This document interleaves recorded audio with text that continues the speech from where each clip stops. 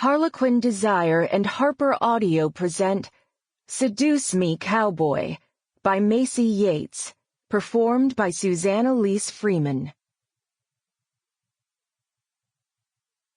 1. Hayley Thompson was a good girl, in all the ways that phrase applied. The kind of girl every mother wished her son would bring home for Sunday dinner.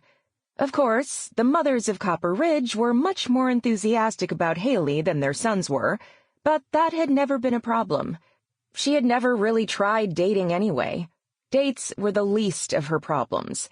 She was more worried about the constant feeling that she was under a microscope, that she was a trained seal, sitting behind the desk in the church office, exactly as one might expect from a small-town pastor's daughter, who also happened to be the church secretary.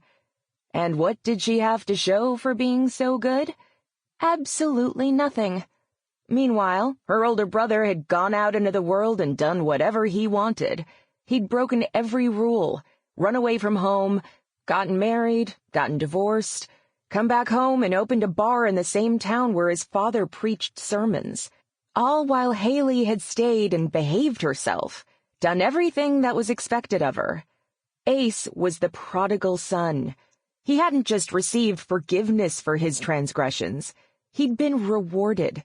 He had so many things well-behaved Hayley wanted and didn't have. He'd found love again in his wife, Sierra. They had children. The doting attention of Hayley's parents, a side effect of being the first to supply grandchildren, she felt, while Hayley had, well, nothing. Nothing but a future as a very well-behaved spinster. That was why she was here now, clutching a newspaper in her hand until it was wrinkled tight.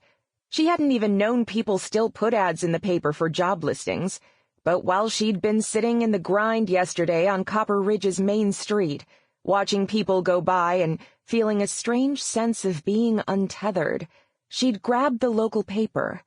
That had led her to the job listings, and seeing as she was unemployed for the first time since she was 16 years old, she'd read them. Every single one of them had been submitted by people she knew. Businesses she'd grown up patronizing, or businesses owned by people she knew from her dad's congregation.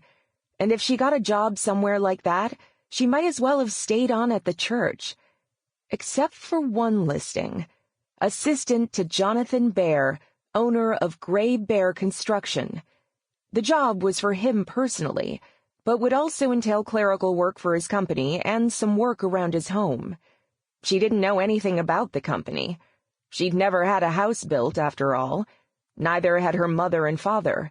And she'd never heard his name before, and was reasonably sure she'd never seen him at church. She wanted that distance.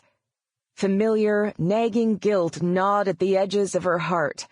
Her parents were good people. They loved her very much, and she loved them. But she felt like a beloved goldfish, with people watching her every move and tapping on the glass. Plus, the bowl was restricting, when she was well aware there was an entire ocean out there. Step 1 in her plan for independence had been to acquire her own apartment. Cassie Caldwell, owner of The Grind, and her husband Jake had moved out of the space above the coffee shop a while ago. Happily, it had been vacant and ready to rent, and Hayley had taken advantage of that. So, with the money she'd saved up, she'd moved into that place. And then, after hoarding a few months' worth of rent, she had finally worked up the courage to quit. Her father had been... She wouldn't go so far as to say he'd been disappointed.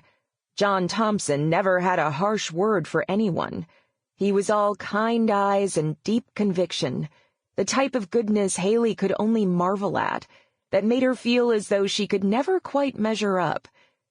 But she could tell her father had been confused, and she hadn't been able to explain herself, not fully, because she didn't want either of her parents to know that ultimately this little journey of independence would lead straight out of Copper Ridge. She had to get out of the fishbowl. She needed people to stop tapping on her glass. Virtue wasn't its own reward. For years she'd believed it would be. But then, suddenly, watching Ace at the dinner Sample complete. Ready to continue?